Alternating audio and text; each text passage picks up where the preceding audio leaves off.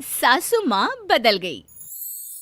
कहानी उस घर की है जहाँ बहू और बेटी को एक माना जाता था, लेकिन फिर अरे शिखा बेटा, तू रसोई में क्यों घुसी रहती है? जा, रोटी मैं बना लूंगी। नहीं नहीं माँ जी, आप बैठिए, बस सारा खाना बन ही गया है। श्वेता को बोल देती हूँ, वो खाना लगा देगी सबका। सॉरी भाभी, मेरे पास वक्त नहीं है।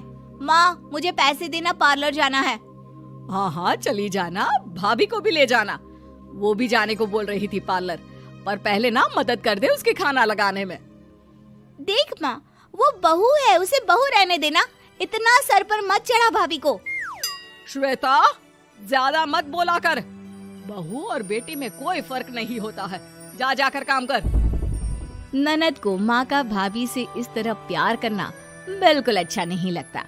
वो बार बार किसी न किसी तरह माँ को भाभी के खिलाफ भड़काती रहती, लेकिन कोई फायदा ना होता।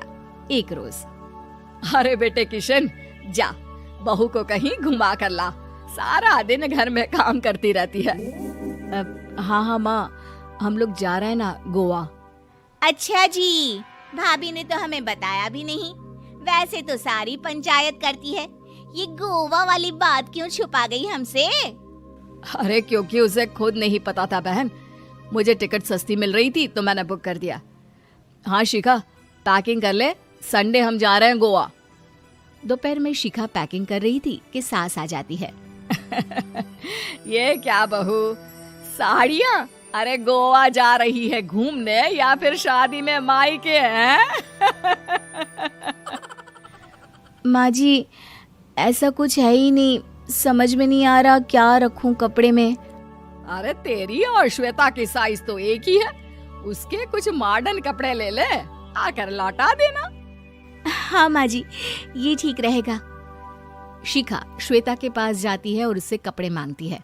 ना जी ना, मैं अपने कपड़े ना दूं, वैसे भी फैल जाएंगे मेरे कपड़े, बहुत महंगे वाले हैं। शिखा मुंह लटकाकर कमरे में आ जाती है तो सास कहती है, चल तैयार हो जा, तुझे मैं शॉपिंग करा कर लाती हूँ गोवा की। बस फिर क्या था, सास बहू निकल जाते हैं मार्केट और एक से बढ़कर एक ड्रेस खरीद कर घर आते हैं। पहले बता देती कि नए कपड़े दिलाने वाली है भाभी को, तो मैं अपने ही दे देती ना भाभी को, मुझे दिला देती नए कपड़े। देख श्वेता, परिवार का मतलब सबके साथ रहना होता है, ना कि सिर्फ अपना सोचना। वैसे भी तुझे अच्छे संस्कार सीखने चाहिए। और रही बात कपड़ों की, तो शिखा, आज से घर पर भी तू मॉडर्न कपड़े ही पहनेगी। कोई जरूरत नहीं है ये साड़ी वाड़ी लपेटने की। अब क्या था, घर पर श्वेता और शिखा एक जैसे रहते। एक बार पड़ोसन आती है। अरे बेटा, अपनी माँ को तो बुलाना, जरा बात करनी है।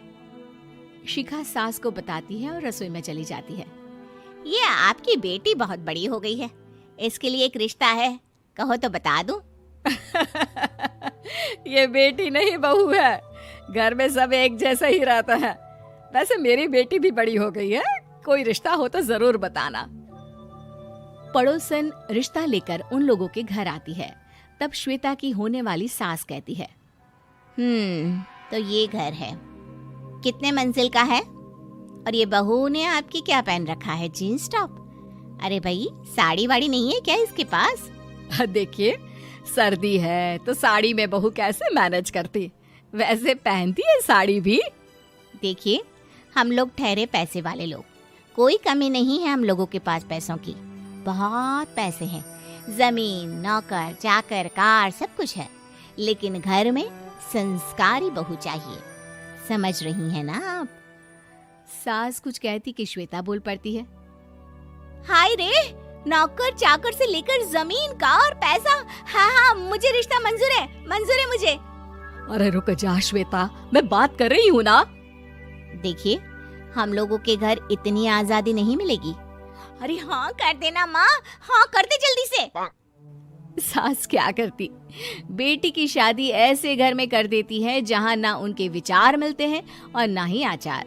शादी के बाद एक रोज फोन पर, श्वेता बेटा, एक बार घर आ जा, बहुत दिल करता है तुझे देखने का। माँ, वो घर पर बहुत काम होता है, कैसे आऊँ? बड़ा घर है, लेकिन आने जाने वालों की लाइन ही लगी रहती है। बेटा मैं तो जानती थी उस घर का हाल, लेकिन तू ही नहीं मान रही थी। माँ देख, हर घर का यही हाल है। तेरी बेटी को यहाँ घूंघट हटाने की परमिशन नहीं है और एक तरफ भाभी स्कर्ट पहनकर घूम रही है। बेटा मुझे क्या पता था कि मेरी बेटी को ससुराल के नाम पर पिंजरा मिल जाएगा। अच्छा माँ, फोन रखती हूँ, सास को गर्मा गर्म रोटी खिलानी है। तुम लोगों की तरह नहीं कि एक रोटी बनाओ, एक सब्जी बनाओ, फिर सारा दिन फ्री होकर घूमो। सास फोन तो रख देती है, लेकिन सोच में पड़ जाती है कि एक तरफ बेटी जिसे कोई आजादी नहीं, वहीं दूसरी तरफ बहू जिसे देखकर लगता ही नहीं कि उसकी शादी भी हुई है। अगले रोज। शिखा, अरे ओ शिखा। हाँ माँ, क्या हुआ? कुछ चाहिए आपको? मैं जिम जा रही थी। जिम के कपड़ों में बहू को देखकर सास को घूंघट में अपनी बेटी का ख्याल आता है। देख बहू, घर में बहू की तरह रहा कर। इतने टाइट कपड़े पहनकर जिम जाना पसंद नहीं मुझे। जा जाकर रोटी बना। रोटी? माँ अभी तो शाम के 6 बजे हैं, इस वक्त रोटी? अब क्या मेरे खाने पीने पर भी पहरा है? अरे जब मर्जी तब मैं अपने घर में खा भी नहीं सकती क्या? बहू को अजीब लगता है। वो समझ नहीं पाती कि जो सास कल तक इतनी सपोर्टिव थी, उन्हें अचानक से क्या हो गया। वो किचन में जाती है, गरम रोटी के साथ 2 तरह की सब्जी, रायता, सलाद सब लेकर सास के पास आती है। माँ जी, खाना।